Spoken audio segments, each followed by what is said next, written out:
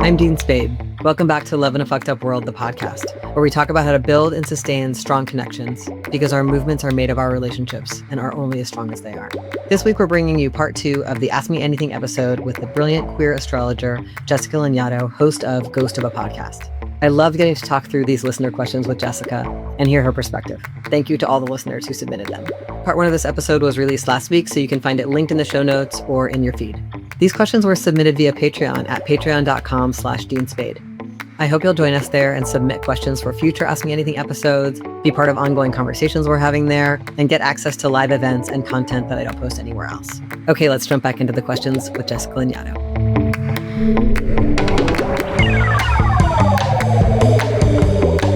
All right, I'm going to read this one. Okay. I'm navigating a crossroads in my partnership/marriage, one in which I have felt stagnant and unhappy for many years. Over that time, I've also done a lot of deep diving into the colonial constructs of marriage and the nuclear family, and with that vision for a different way of being in a relationship. I'm also queer and have never been able to be in a queer relationship. All of this has brought conversations about opening the marriage. Many of my loved ones have encouraged me to break up with him, but I don't feel ready to, emotionally, nervous system-wise, or financially. In the meantime, I've been envisioning a space of my own, like a tiny house in our yard, to create, sleep, and have friends over. I imagine this will help me maintain some connection and intimacy with my spouse while helping me decenter that relationship in my life. The future remains to be seen, and I would love any insight y'all might have for folks looking to explore slower relationship transitions that exist in the gray space of possibility. I have a lot of thoughts on this one. Talk to me. Like a lot of thoughts. I have like some truisms. And one of them for me is if you're in a monogamous relationship or a primary relationship, and not all relationships fall into that kind of like linear structure, but most do, that's the place where you're supposed to get your meals. And if you're like, I'm not getting my meals, but I would like to stay in the relationship and get my meals elsewhere, for me, that is, you're no longer staying in the relationship because of your partner or because of the relationship. You're staying in the relationship from more of an avoidant perspective. So like a slow unwinding of a relationship is something you do with your partner, not in your backyard with other people. What you do in your backyard with other people is being single, but like maybe not financially and emotionally independent. And this is a question where, and I don't have all the facts, but this person wrote a question and did not say a damn thing about their partner, their spouse. And personally, I don't like marriage. I'm not married. I'm forever fianced. I don't have a ring to prove it on, but I am forever fianced. I'm not a fan of marriage. I don't like marriage. I think it's really great for a lot of people. People love marriage.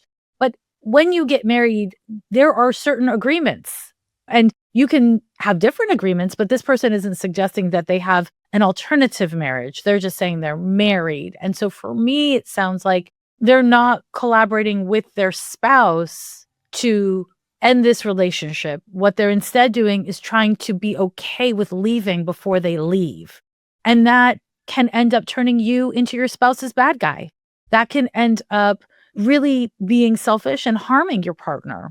And it can take the potential for an ongoing friendship and like fuck with it. And that's not great. And then furthermore, I think the vast majority of the time when we leave a long-term relationship, whether you're, married or not. And marriage is a big deal because the government's involved, right? Once you involve the government, it's a big deal to like get out of the relationship. And if you are in a heterosexual relationship in 2025, the man has power in the relationship. And that could get more real and more intense given the political world we're living in. And I feel like what I'm saying is obvious, but Dean, tell me if it isn't. But that all said, I feel like if you are in a marriage, it is only fair to collaborate with your partner about what it means to be married and what it means to be partnered, and to make sure that there is consent on both sides. Nobody likes breaking up. Everybody is scared to leave their spouse or their long-term partner. Everybody. If you're waiting for that moment when you feel ready, that moment rarely comes unless you wait for calamity. And what a lot of us do is we push ourselves or we push our partner to a point where there's calamity, and then we don't have a choice. We have to leave. But that's the short-term easy way, but the long-term hard way, because you turn yourself into the bad guy in a way. You don't need calamity to leave. So again, I don't have enough information to know if the advice I'm giving is like perfect for your situation, but the fact that this questioner didn't share details about their spouse or their spouse's needs, for me, is a little red flag. I love your answer. It like went somewhere I wasn't expecting, and it is a challenge to me. I'm like somebody who loves to like never break up and just become friends or whatever. It's not always true, but I've had some of that in my life. But I also really advise against that for people a lot of the time, because just as you're saying, whenever you break up with someone, of course you still love many things about them, or you wouldn't have been together this long usually. And so you are giving something up, and we all want to like not give anything up. And I do see a lot of people's worst behavior occurs when they don't have a boundaried period that indicates we are changing our dynamic. Like I've seen a lot of people be like, okay, we're breaking up, but we're not going to take any break from the way we communicate. And then they're super jealous about each other's new people, and they violate each other's privacy, or they say a lot of judgmental stuff. And like actually so much more of the damage happens after the breakup than in the final period. So I really see what you're saying. And it's like on the one hand, I really believe in like creativity around family and relationships, and people can open relationships and not do the relationship escalator, but instead do a different thing where I'm like, now we're going to not live together, but we're still going to co-parent in these ways. Or actually, we still like to have sex, but we don't want to be monogamous or primary. Or, I think people should get to like be creative in that. But then we have to just watch ourselves to be like, am I just avoiding conflict? Or is one person the decider too much, and the other person is not being considered? That right there is the thing. In this situation, I'm hearing that the questioner is the decider. And in my experience with counseling people, because this kind of relationship structure is not my way, but in my experience with counseling people, I will say there's usually one person who actually just wants to leave, who doesn't want to deal with the conflict or the loss, or who doesn't have the financial capacity to leave. Like, right? There's layers here. And that one person is like, let's try the relationship with a hat. Let's try the relationship topless. Like, just like try the relationship in different ways. And the other person, because they don't want to lose their spouse or their partner, they're like, okay, I guess I'll try that. And if your partner is agreeing to something because they're scared sick of losing you, then you are in a position where you may be abusing your power in that dynamic.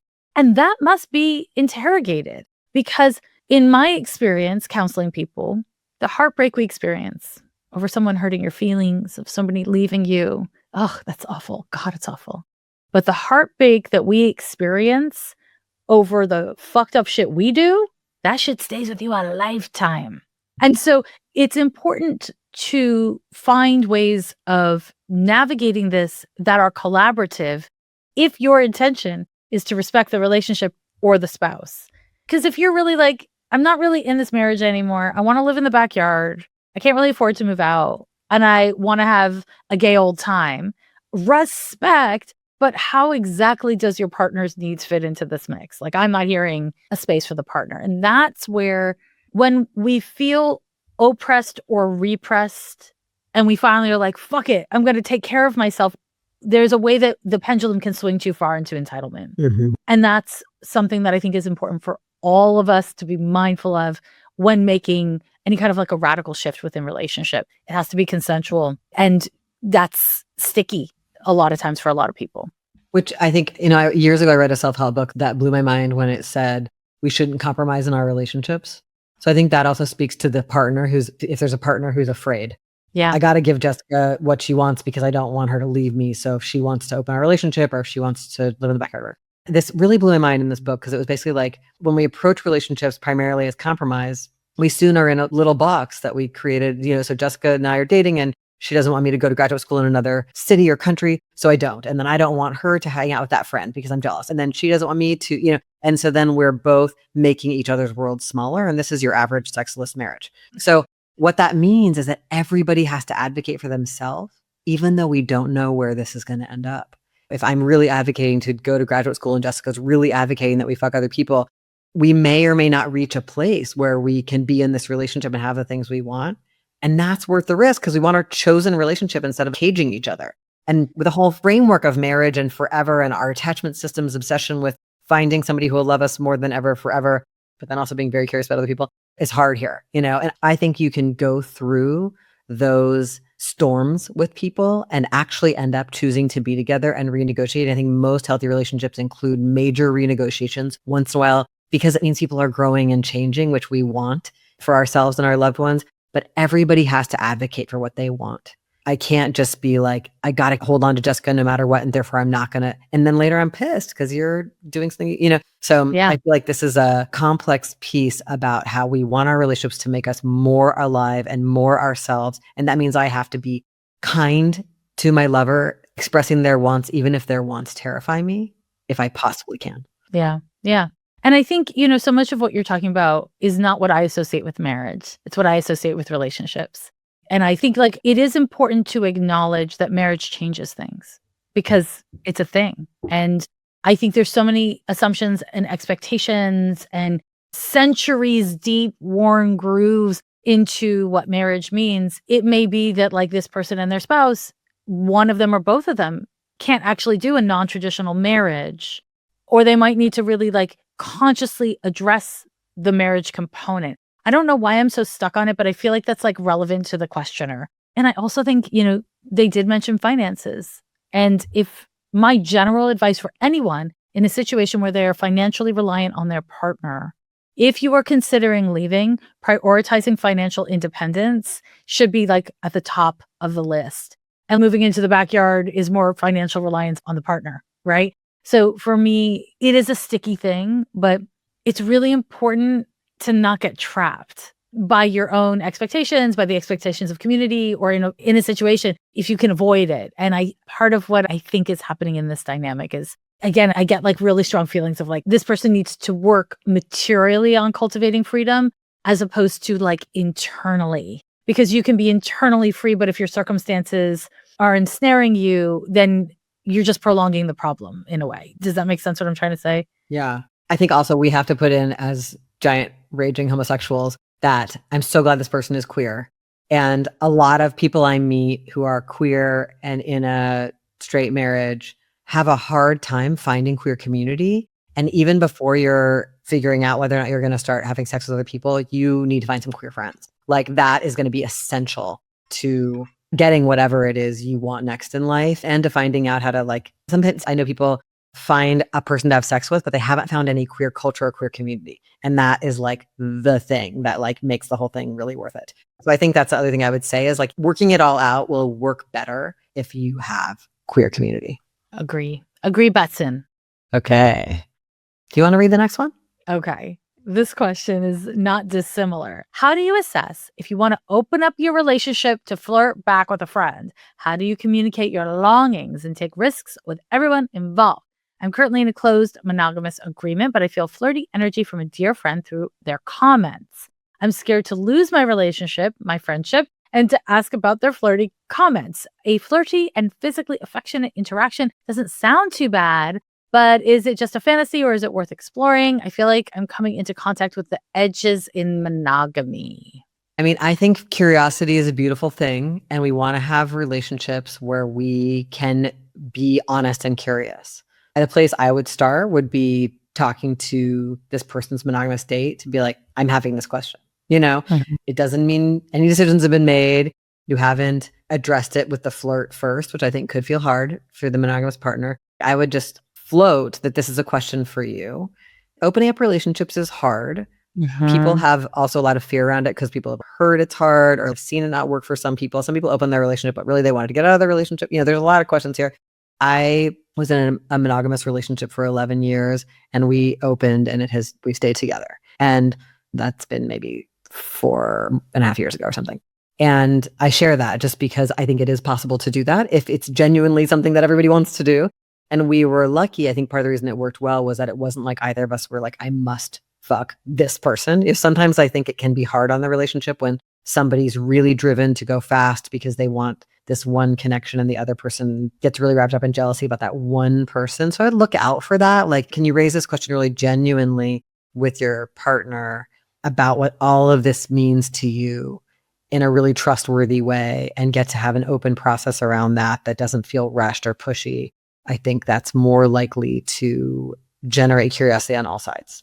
Yeah, I really like your unpacking because what I was going to say was something very similar, but in more of a hammer than a feather kind of way, which is to say, yeah, if you're like very monogamous with your partner and you're like, I need to open up the relationship so I can get with this specific person, that doesn't go well. Like if my partner came to me with that, I would be like, who are they? Should I should I find them? Should I look at their Instagram? Making it about somebody else is stickier than making it about yourself. And if you don't really want to be monogamous, but you actually just want to get with your friends, then be careful because some doors cannot be unopened, right? Like this is a really important thing for you to consider. And I would also say something you said, Dean, which is don't talk to the crush first, because that is outside of the relationship's monogamous agreement. Because to me, the agreement of monogamy is not just about body parts and where you put them. It's about having an agreement that like you don't keep any kind of parts of your sexuality and your romantic life separate and secret from me.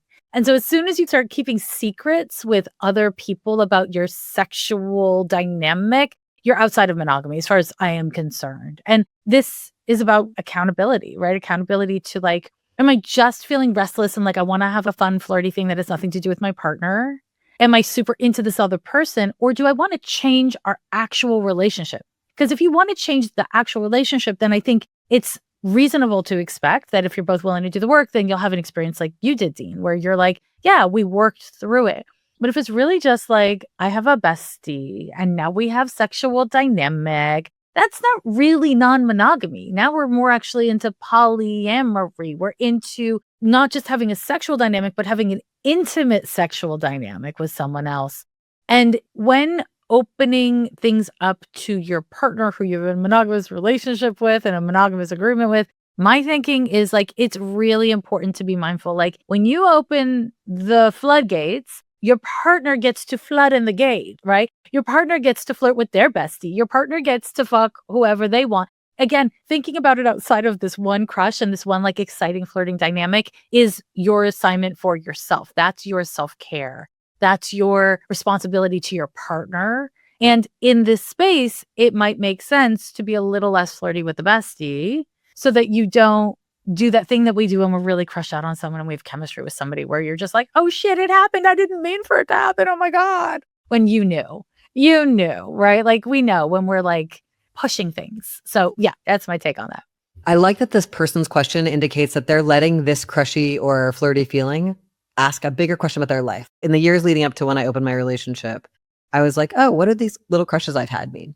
And I like didn't think they were things I needed to pursue, but I was like, oh, I'm like having a little crush on somebody or flirting with somebody. And I'm like, oh, what does this mean? My boyfriend and I had both been in open relationships before our relationship. And we'd always said, maybe we would do that someday and no pressure. Don't lie. Just do it if you want to do it. Let's actually talk about it, whatever. So I was like, oh, this is good information. So I think using crushes as information can be nice for ourselves. It doesn't mean anything particular necessarily about this person or the future. And then the other thing I was thinking about was, yeah, like what does monogamy mean, right? Like it could be that in our relationship, it's fine to look at dating apps, or in our relationship, it's fine if I like jerk off and live chat with someone, but we're not meeting people in person, or people do all kinds of things. You know what I mean? Like let's just be real.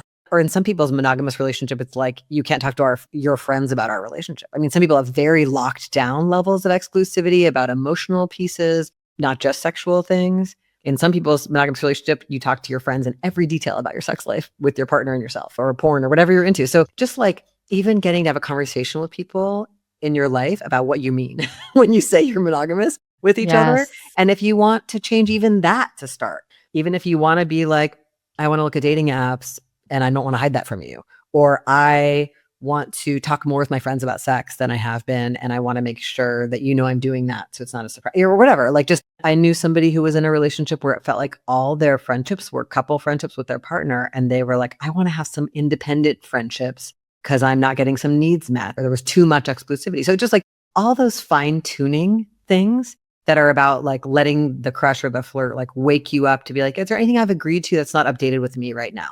Yeah, I love that. And I will say like this conversation for me, and I think this person said that they were queer, but it reminds me like I gave a talk at the first ever queer astrology conference in San Francisco a number of years ago. And it was entitled Queering Astrology. And what you and I are really talking about is like the queering of our understanding of what is monogamy, what is non-monogamy, how to navigate those things. And what you're describing with your partnership sounds like it might be a little different from this person, because this person said they have like a traditional monogamous agreement, whereas you did something that I have done, I think, in all of my relationships where I'm like, yeah, we're monogamous now and like we'll talk about it, because it's like such a like not gay, queer ethos to be like, things change, we'll grow. What's a relationship? Like, right? And I think a lot of times monogamy functions under a series of assumptions.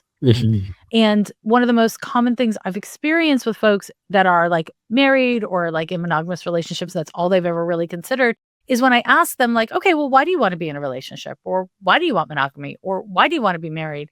They literally are stumped because no one's ever asked them that question, including they have not asked themselves that question.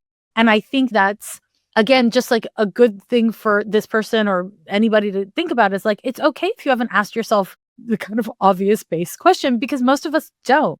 It's just, you know, you and I live in a very queer world where that's like, I think more of an expectation than in most worlds it might be, if that makes sense. Like you have to be like, Yeah. And I think some of the listeners of this podcast are in that transition, are people who I heard from, who are people who may have some level of queer identity or non-binary identity, have been in a pretty straight relationship and are figuring out how to queer those expectations or ask those questions or like come to a more consensual relationship with themselves about what relating might look like. That means kind of wiping the decks of like the things that were presumed that they want to make sure they're really choosing. So I love this question. Yeah. And to your point, if that's the case, like the piece about making sure that your access to queerness is not just online, that it's in meet space, like meet space community is really important, because there's layers and generations of community around how we navigate gender, how we navigate relationship structures,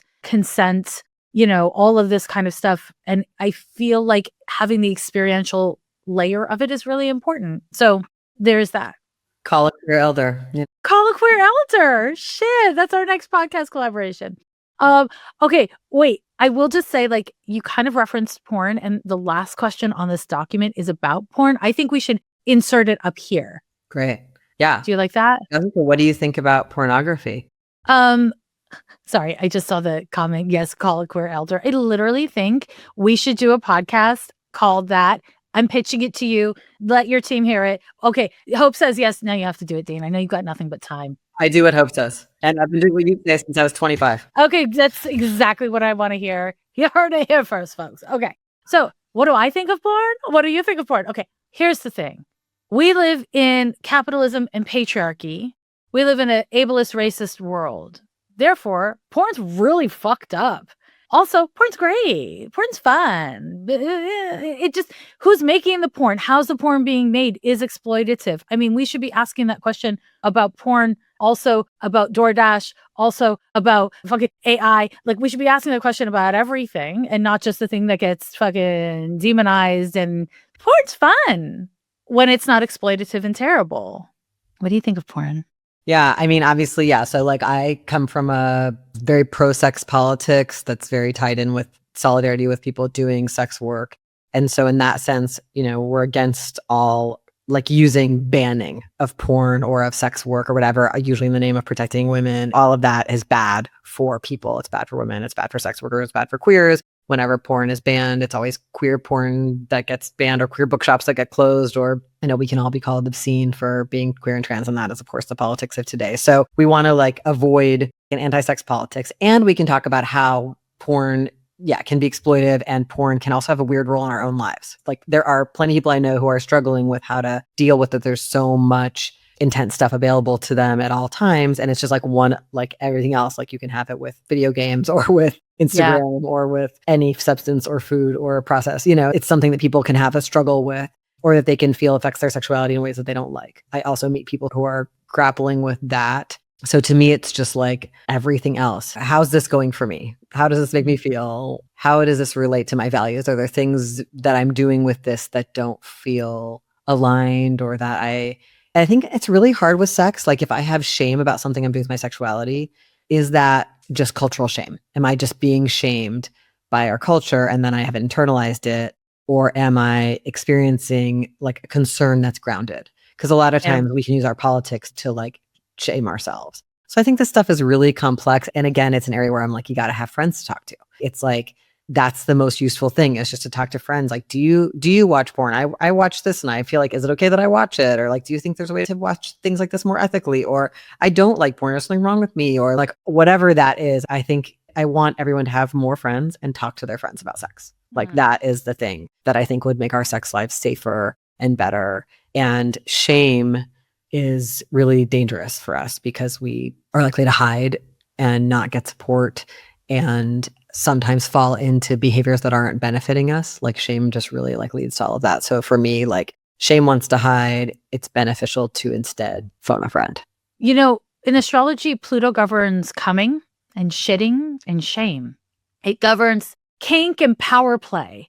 I mean, there are other ways I could look at different planets associated with kink, but you know, playing with power is so Plutonian. And so there's a way that the porn industry capitalizes on our shame.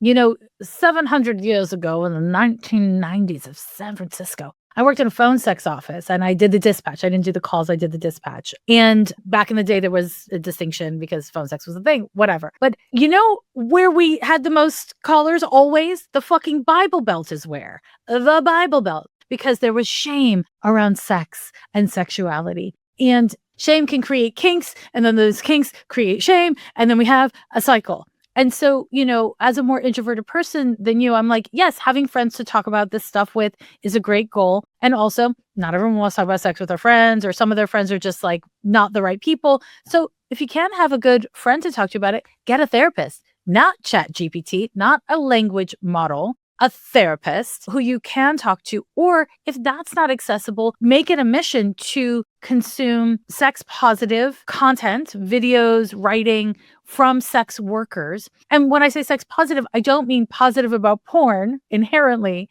I mean, not starting from the premise that sex is inherently bad or coming or kinks are inherently bad, right? So that's what sex positivity is. It's not having a value judgment on sex and sexuality and gender from the get, which a lot of people do.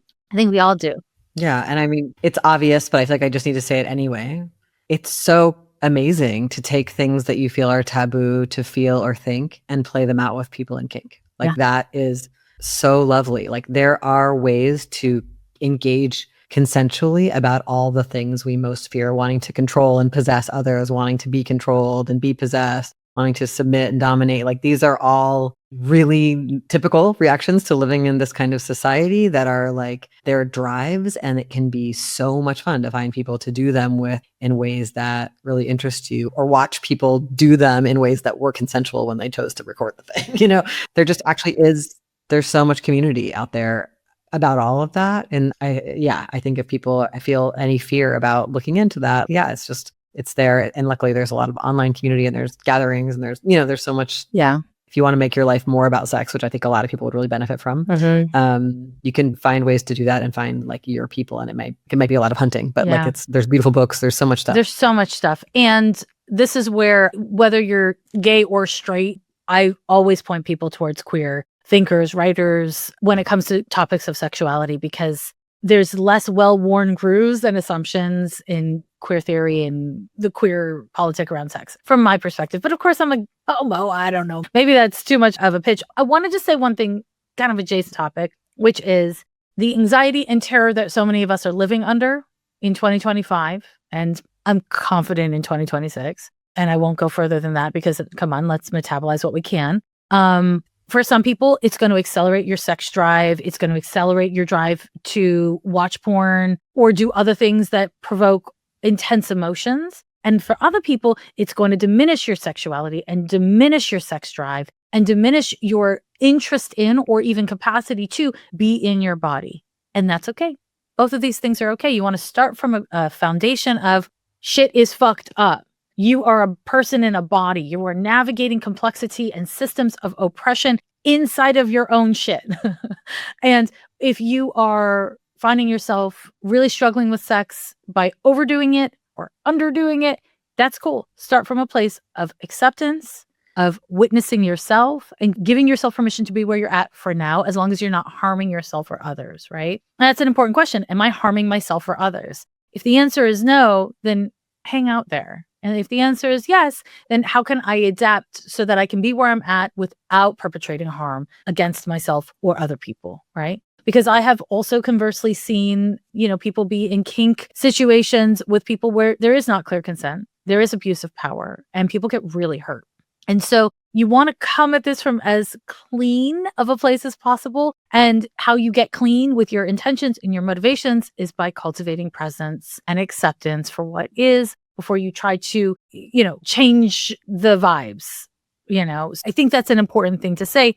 Porn is sticky. Sex is sticky, It's important though. That's why this book and this podcast these are the areas where most of us are not really aware of what's going on with ourselves, and where shame gets in the way, and we have super strong reactions to ourselves and others. Trying to find ways to also not judge other people's use of porn or other people's sexual practices, to really be caring. And this is all really hard with partners and with people in our close realms. Yeah. One day at a time. One day at a time, man. All right. Here's another question. Do you have suggestions on how to navigate gender envy when newly attracted to someone? How do I know whether I'm attracted to things about them that are unrelated to my own personal aspirations, or I'm attracted to them because I wish I had some quality that they have? I don't want to feel like I'm disrespecting my hot friends or putting them on a pedestal, and I want to make sure I'm being honest with them and myself before pursuing anything.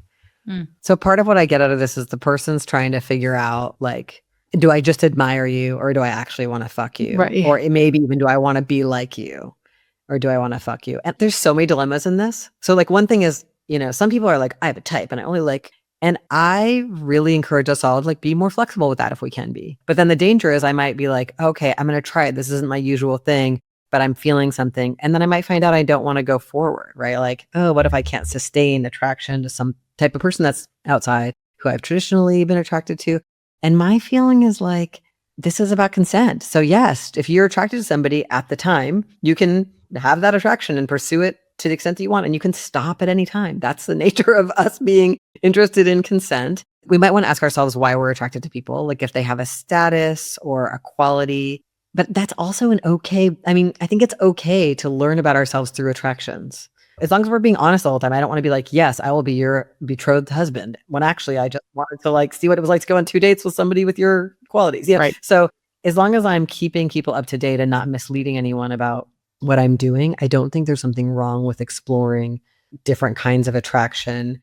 And as long as I'm not being extractive or acquisitive. I definitely think that there are people in our communities where someone's like, I want to date a Black person. I want to date a trans person. I want to, there can be ways in which certain kinds of qualities people become acquisitive about, and people who have some of those have been through a lot with that, and it's really damaging and unfair. So trying to be self-aware if we're using someone in a way that they're probably not consenting to, and that involves difficult repeated power dynamics. And we're not always able to be aware of that, but I think we could all stand to think more about how those dynamics might be impacting dating and attraction. What do you think? Yeah, I think not being extractive is really key. And something this person said in their question really kind of stuck with me, which is I don't want to put my hot friends on a pedestal. That's how they said it, right? I didn't make that up, right? Yeah.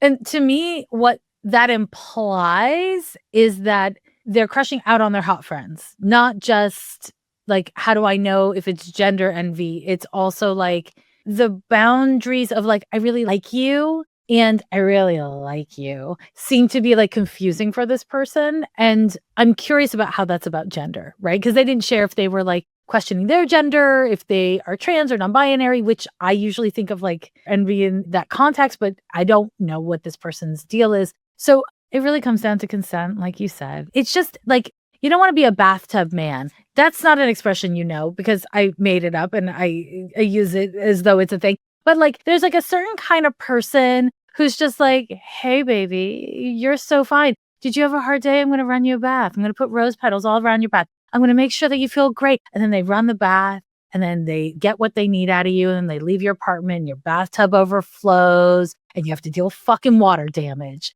There's certain kind of person who only gets off and can only have any kind of sexual intimacy by promising romance, even when they're not in it for that. I call that a bathtub man. Don't be a bathtub man. And as long as you're not being a bathtub man, as long as you're being yeah, I'm curious about exploring this. I think it would be hot for the two of us to hang out. Not, I would love to get to know you better. Like, be clear with your language about what you're offering and what you're asking for. As long as you do that, you're good.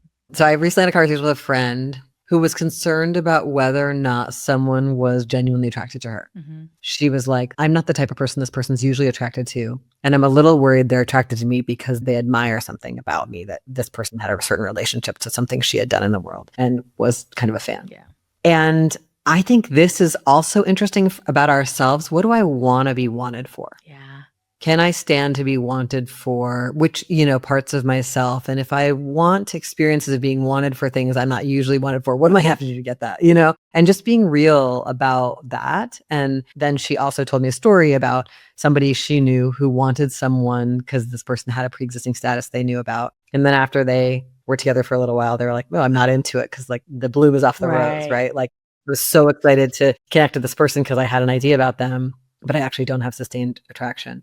And that, you can imagine that being hard for the person who sucks. left. But, we're not transparent to ourselves. Yep. So I can't entirely know what I want to be wanted for. And I can't entirely know why I want you. But I can try to do a bit of inquiry about it and try to be ethical and transparent and honest as much as possible. And we are going to hurt each other's feelings. Yeah. And Dean, what you're bringing up, I think is really important and may or may not be relevant to the questioner, but it's the parasocial relationship. Like, I don't date people who are into astrology, period. I don't fuck people who are into astrology, period. Like, that for me is like, because then there's no risk of that. Like, the parasocial relationship is something that in 2025, nobody is immune to. Everybody has parasocial relationships. Everybody. And we don't understand it enough, psychologically, emotionally, spiritually. And then when that parasocial relationship becomes a material relationship or a sexual relationship, oh my God, we have like all of the most like pedestal placing behaviors all activated at once. It's really hard. And so I also think like this thing of placing others on a pedestal, it is important to state that is a behavior of not having a real relationship with a real person. Placing someone else on a pedestal is a practice of not truly knowing them and not allowing them to be messy and not allowing them to be really different than what you think they are. I feel so strongly about that. I'll never forget. I was once at some like big dinner and I met somebody who had listened to my podcast and we were chatting and I was loving our conversation. It wasn't sexual or romantic, but it was like, oh my God, I am adoring this person. I'm having so much fun. And then they turned to me and they were like, you're really different than the way I thought you'd be. And it hurt my feelings so bad. I was like, oh God, I wasn't performing myself. I wasn't narrating a podcast. I was just being a person and I was talking about like my insecurities and my feelings and my thoughts and my theories. And it like disappointed this person. And I was like, oh, that's terrible. And it like alerted me to a different layer of the parasocial dynamic. And I think that like trying to like eke it back into this question, it is really important if this person is like crushing on their friends to make sure that they're crushing on their friends. So again, the whole person, which I think is, to your point, really just about consent, isn't it? Yeah, I think also I love what you said about how kind of everyone's affected by the parasocial. I just wrote a new section in the new edition of Mutual Aid about parasocial relationships. Thank you. Because it's such a big deal in activism. Yeah. Because it's like parasocial relationships aren't just for like celebrities. It's like literally someone could just be the person who started the Mutual Aid group and is known in your town that way. And then you're having a whole thing, oh my God, I'm having lunch with so-and-so or whatever. There's a pressure. I think parasocial dynamics are just a form of pressure. And a lot of people listening you might be the only trans activist on your campus or the only Black feminist doing this work in your town or whatever. And so people are having a parasocial relationship to you that you don't get to choose about because it just means you're important to them in some way that predates you getting to know them 100%. And there's tons of that because of social media. All of this is just happening. You don't have to have any real celebrity for this to be happening. And so that's really hard. And it puts pressure on every aspect. It puts pressure on the speed at which we're going to escalate the relationship because one person knows more about the other one than the other one does. It puts pressure on what it means to talk about it to friends and other people watching us. Yeah. Because there's this importance about this one person. I mean, this also takes place in relationships where there's age differences, where one person's lived in a town for a long time and the other person's new in town. I mean, there's so many, but I just want to name these are forms of pressure. And really what they require is honesty, self-inquiry, and like deliberateness. Like, okay, what am I being motivated about right now? Do I want everyone to see me with Jessica because she's the podcaster? Like what's happening? And the other thing about parasocial relationships is people forget to take care of the person who's the object of projection. So Yes. it's like, oh, they must be doing great. Everyone loves them. And it's like, oh no, they're just like a person maybe whose privacy is being violated, or who has a hard time dating in the town because everyone knows them, or who are actually maybe who I should be careful not to talk about so much because it might be hot gossip because they're known as the big blah, blah, blah in this town, or, even someone who like ran for a local office, like, the smallest amounts of Absolutely. the person owns the queer restaurant. I've met this person a million times. Like somebody, they're famous in our town, Yes. Yeah. enough Yeah. to make it annoying for them, or to be vulnerable for them in ways that we all might not be thinking about because we're just like, that's a wonderful status to have or something. Or we all think like being known is good in a culture that's obsessed with fame. But it's isolating. I think it can be quite isolating. And I think, like, again, to keep it to this person's question too, it's like, even if you have a friend and there's nothing about the parasocial, it's just purely social. If you're really fixated on like this one characteristic of them, it's ultimately isolating a part of them in your psyche. And then it isolates them. It doesn't allow room for them. Like maybe you love how strong they are, but then it turns out that they're like having an anxiety spiral and they're weeping one day, and then that like destroys your crush, right? There's so many layers of how this functions parasocially, socially, and we all are participating in it. And I think this is such a good point of inquiry, because at first I was like, I'm not sure how to answer this question, but I actually think this is such a rich question and related to so many things that are really active for all of us right now. And did you hear that? Like ChatGPT is releasing like a mature, like an adult only, like sex and love robot situation, not robot, but you know what I mean? Did you hear about this? I'm saying it wrong. For the record, fuck Sam Altman. But also it bleeds into so many of the questions we're addressing here today, because it's like, what is a relationship at all? And what does it mean to be further encouraged to fetishize individual threads of our desire or what we think is interesting or good? And how can we resist that and really center our emotional integrity, our emotional complexity, and the nuances of how we feel, our motivations, what we desire, and what we actually let ourselves go for, right? Like that emotional messiness is where our humanity thrives. Yeah. And also it's like, as we notice all of these kind of dangers of projection and of being projected upon, I also just want to keep encouraging people to have sex. Yeah. And try, it's like, I've known a lot of people who've really isolated themselves because they were like, oh, I'm the only queer professor in this town, or I'm the Palestinian feminist in this region who's speaking out on these things or whatever. It's like, the answer can't be that we have to be perfect and like never, I don't know, the feeling when it feels like people are watching you because of some status or identity you have. So yeah, I just want to also encourage people to get support from friends, to still be open to people and to experiences like this is our one life. Yeah.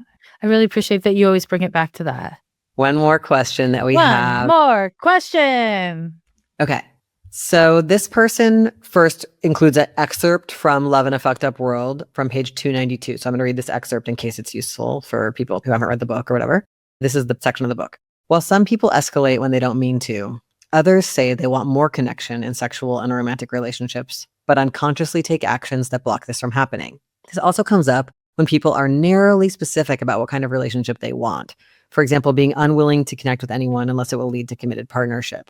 When we feel more secure in ourselves, we can become more flexible, finding greater enjoyment for what is actually available. As we build our capacity to get safety from within ourselves, we may find that we can explore beyond our fears of being hurt or the romance myths fantasies of being fulfilled.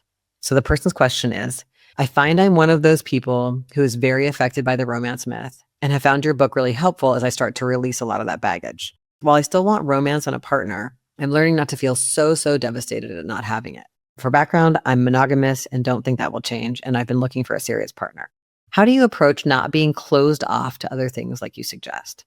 What does this really look like? What other things is it safe to be open to? If I really like someone, I feel driven to get them to ride the escalator with me, and everything else feels like settling for less. What kind of things could people like me be open to that won't hurt? You got to start, because this is off a quote off your book. Yeah, this is like the idea of being here for what's here that I think I talk about mostly in chapter 6.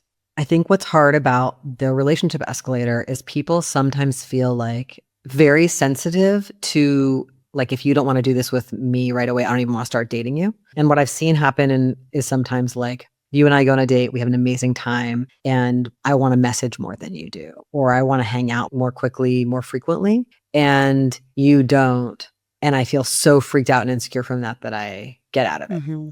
And on the one hand, it's like, if someone's not for you, or if you can tell they don't want the same things as you, absolutely let it go. But I see a lot of people who are like in a lot of suffering. They cannot find the thing they want because they need it to be that thing out the gate. Yep. And that feels self-defeating, because also like you might have to go on a lot of dates before you meet someone you want to do more with or who wants to do more with you, even if that's something you want. And it feels to me like, can I loosen my grip a little bit on my vision of the good life and be a little bit more like what's available here in this life that I'm in? And this, I find this to be so true in so many ways.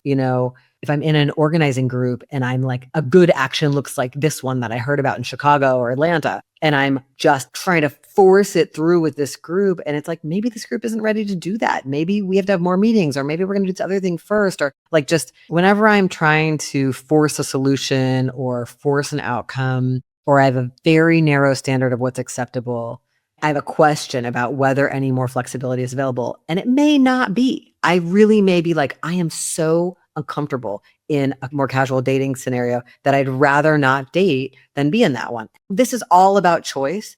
And people I know who like desperately want a partner, you might have to do some casual dating. A lot of people I know are like, I would never be on a dating app, but like that's where people are meeting in their area or whatever. I won't go to a gathering, like trying to figure out what's the balance of what I can bear to do and what's available.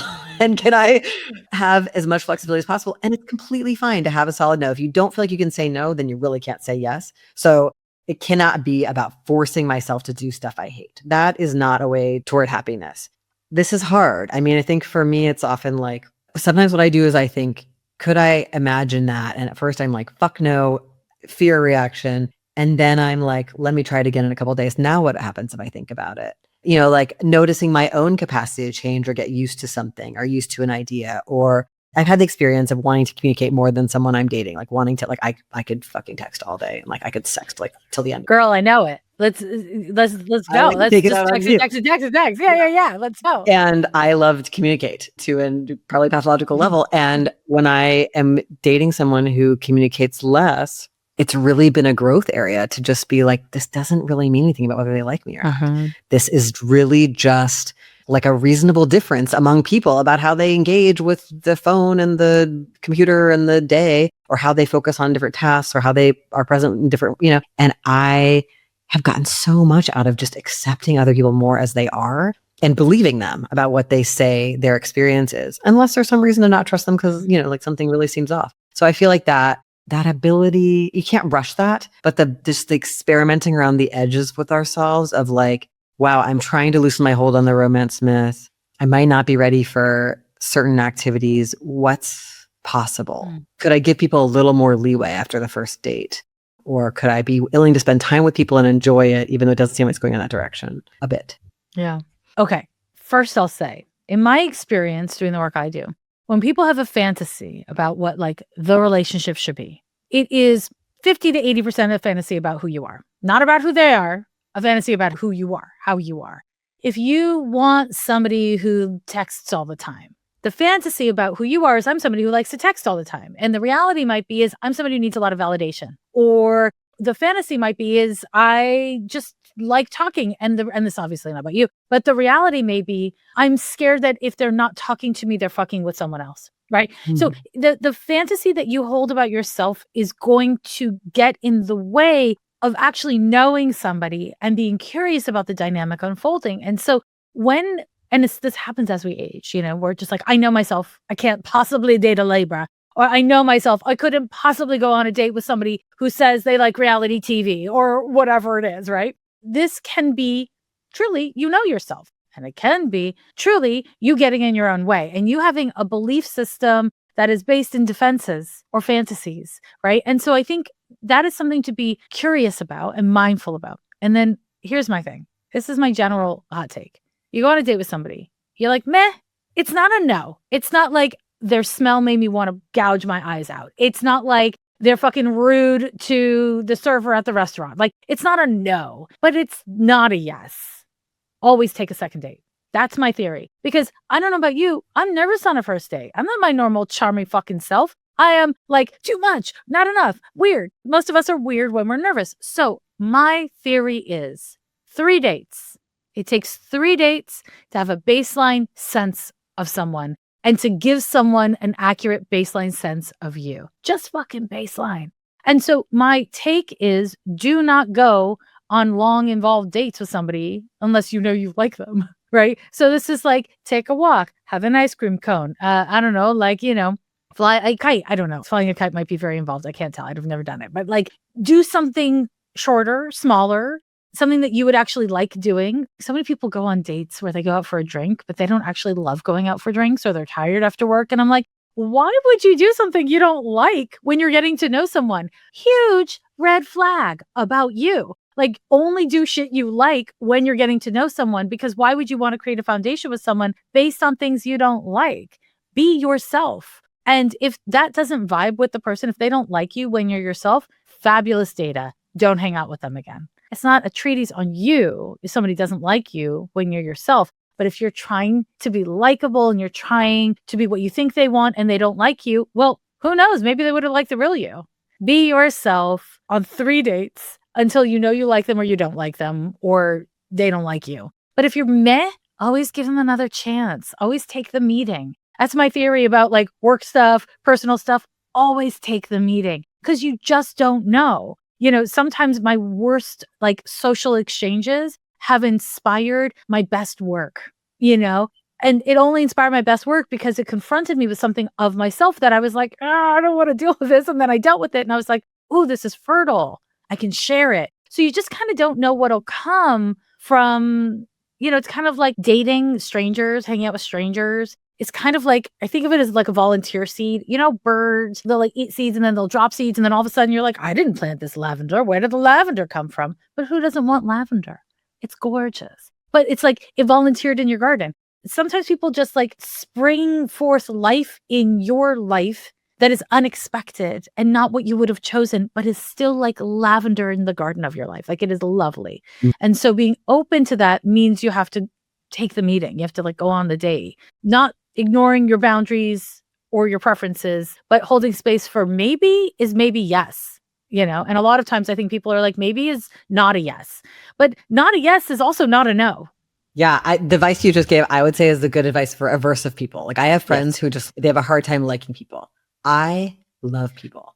Everyone I meet, I want to be best friends with, and I can't. So like, I have to be like, maybe means no, Dean. Maybe means no for me for sex. It means no for me for like, you know what I mean? So I think even just assessing for ourselves, what are our maybes like? Or in work, is it one, and in sex it's another, and with family time is the, like, what do you lie to yourself about when you say maybe? Sometimes? Yeah. So I think that's the question, but I do think a lot of people I know who are really on the hunt for a certain kind of partnership or whatever, it is about becoming a little bit more flexible. And also looking, is aversion a mental habit that is preventing me from seeing what's good here? Because also, like you're saying, like you might go on some dates on an app and then end up, some of the people become friends or they become collaborators, or you end up doing organizing with them. There's so many good ways to meet people. And I know a lot of people who make friends by going on apps, and I think that, or end up with people in their spiritual community from that or whatever. I also just want to say that I think a lot of people could try casual sex, like could just consider it because, I just want to put a pitch out there for it. Because I think like it can be easy in a sex shaming culture and in a romance myth culture to not know whether or not you might actually enjoy something about that, or whether there's a way to negotiate it in a way that makes you like it, and that it isn't for everyone. But talking to more friends who do that, or finding more queer community and talking to people and being like, what's it? Because people do it in very different ways and get very different things out of it. Or people who date a lot, it's like some people jump right into relationships. Some people date a lot and sometimes have relationships. Some people have a lot of casual sex and never have relationships, or have a lot of casual sex and are in a relationship. Like, just finding out what everyone's up to, or why some people go to sex parties or conferences, or, just actually imagining there might be some things we like that we don't know about yet. Yeah. I think is very, very good for us. Can I just throw something into that though? Yes. If you're having casual sex, safer sex 100% of the time. And if you don't know how to navigate or advocate for safer sex, then maybe casual sex isn't for you. Yeah. And a lot of people don't, right? A lot of people don't. And I think that that's really important. And I also want to say, having casual sex does not mean snuggling after the sex or having coffee in the fucking morning. That's not sex. That's intimacy. So, the boundaries of what casual means gets skipped over when we talk about casual sex. I, as an astrologer, see so many people, their bodies can fuck, but their hearts can only make love. And that's an important thing to know about yourself. And so like, if you're like experimenting with casual sex and you thought like, okay, well, I'm not a casual sex person, but I don't experiment with it, then I just want to say to you, sex is not snuggling. Sex is not coffee. Sex is sex. And I am a big fan of like fucking in bathrooms, fucking in cars, fucking in places where there's no implied, like now we have to negotiate if we sleep over or not. And that's, my kind of gay. But like, lots of people love beds and the privacy and the safety of a bed. Great. But talk about whether or not there's going to be a sleepover party before you fuck, if you're going to have casual sex. That is my pitch, because a lot of people lose the casual when the sex is over. And they don't even know that because they haven't experimented with casual sex enough. And we don't fucking talk about it enough, except for in like very specific queer communities. Right.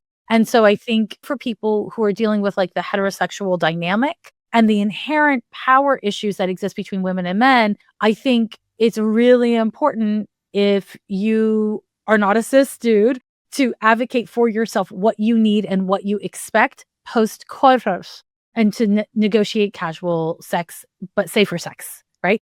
So I think those things are really, really important. And those things are the reason why a lot of people don't have casual sex that they like, because they're not identifying those things. They're not owning their needs around those things. They're not advocating for themselves. So for whatever that's worth. And also sometimes there's a muscle people build. Like I've seen people who became queer or had to gender transition and became fags and then got into casual sex on apps or in bathhouses or whatever, and then found out they could tolerate some rejection. Before they would have thought they would have died if they had sex with somebody and then the person didn't text them again in the future. But then they found out that they could. So there could be discomfort in the experiment, or there's discomfort when you're like telling someone what your boundaries are around safer sex or around COVID or anything. And I think our friends are the biggest help with that stuff, like talking it through with a friend or being like, will you help me? I need to sit down and write this text to this person before we meet up and tell them that I always have sex with condoms, or that I don't want to do this or that thing, and I just need a friend to be there with me, And also to that end, I'm so glad you brought up the text. My advice is have text in the notes of your phone that are not personal, that you write not in reaction to somebody, about masking, about fucking with safer sex, about sleepover parties. Write like a couple versions of the same text to a few different, just a couple times on your phone, so you can copy and paste that shit. It doesn't feel personal. This is an embodiment of the clarity of who you are and what you're showing up with and what you're showing up offering and needing, as opposed to like, oh, this is how I feel with Dean. How do I navigate safer sex with Dean? No, it's how do I navigate safer sex, not how do I navigate it with you. And that depersonalization can help you to embody your boundaries, depersonalize the boundaries, and also depersonalize when somebody else has a boundary where you're like, what? They don't want to sleep over, but I love a sleepover, and that's the thing. If somebody says something you don't like, you can always be like, okay, cool. Why? And then the person can say, oh, because I get crushed out when I sleep with somebody after having sex. Cool. Okay, we're keeping it casual now. Or I want you to be crushed out on me. Let's try that anyways. Like, you can have conversations back and forth, which is what you were talking about, right? Like rejection doesn't have to collapse everything, but depending on your personality, depending on the people you're dating, a lot of people are not comfortable with the back and forth about boundaries. So again, having that in the notes of your phone in advance can really save you a lot of torture of trying to figure out, like, how does this person need to hear it? You just say it in a way that's honest about who you are. And if that doesn't work with that person, then they're not going to work for you, period. Right? Maybe you fuck them and you keep on moving, or maybe you don't have sex at all. Cross each bridge as you come to it. But yeah. Yeah, I think that sex and dating are a chance to do boundary practice in general. Yes. To just be like, I do this, I don't do that. And the more you're invested in the romance myth, the harder it is. Because like, how could I say no to this person who is my future betrothed, whose my whole life is riding on whether or not they like me back. Yeah. It's interesting. I call that the Disney princess thing. And yours is more gender fluid than mine. But it is all kind of the same thing. It's just like romance happens in a kiss. Well, I feel like we've addressed a lot of really different questions that had really important through lines around accountability and connection. And I love that. I love that for us. I love that for us. I had such a great time with you. I'm so grateful to you for doing this with me. And I think that our listeners will be so delighted that you were giving your wisdom in this way. Oh, ditto. My listeners are just going to be fucking overjoyed to hear more from you. And, we both have our independent podcasts. We're going to share this on both of our podcasts. So people should be listening to both of our podcasts is really the upshot here. It's really Yeah. true. I love your boundary practice when you're reading people's birth charts. You really demonstrate the capacity to be direct and say the thing that's the hard thing. And that's one of the main learnings I get from listening to your podcast. That is my happiness to hear that, because that is like the crux of my work is like, can we be empathetic and well-boundaried at the same time? Can we be kind to ourselves and to others at the same time? And the answer is, of course, yes, but not easily and not always. So that's really great. I'm really glad we did this. Me too. Thank you so much to Jessica Lanyadoo for answering these listener questions with me. Jessica always offers such clear and grounded advice, and that's why I often talk to her about my own problems and why I really enjoy her podcast, Ghost of a Podcast, which I hope you'll go listen to. Thank you for joining me for the latest episode of Love in a Fucked Up World. This podcast is based on my book of the same title, which is out now from Algonquin Press. I hope you'll pick it up from an independent bookstore in your community, not Amazon or Audible, and if you're looking for another place to get audiobooks, try Libro.fm. Love in a Fucked Up World is hosted by me, Dean Spade. It is produced and edited by Hope Dector. Thank you to Ciro, Eugene, Derek, Kelsey, Lindsay, Jessica, Raindrop, Nicole, and everyone else who's helped with this podcast. Our theme music is I've Been Wondering by The Ballet. If you found the show useful or you have ideas of things you'd like to hear about, we'd love to hear from you. Please join the conversation on Patreon at patreon.com/DeanSpade. We need each other now more than ever. And I hope this podcast offers tools and ideas that can help us sustain the strong relationships that we're relying on. I hope you'll keep listening, subscribe, and share this episode with people in your life.